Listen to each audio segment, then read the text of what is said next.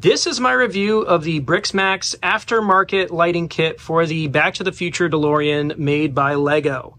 Again, this is just for the lights, does not include the DeLorean itself or the lucite stand that it's sitting on. This kit is not for the faint of heart.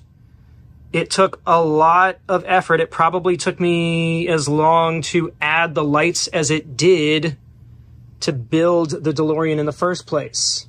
You can do it in a couple of different formats. This one, I opted to do wheels up because I like that version of the DeLorean the best.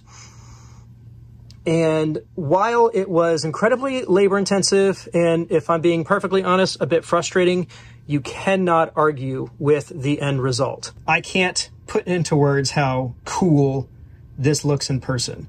It is one of the things that I get so many comments about when people come and visit. It is truly stunning to see in person. So definitely not the easiest project, but absolutely worth all of the time and effort. You won't regret it. You should absolutely pick this up if you have this kit.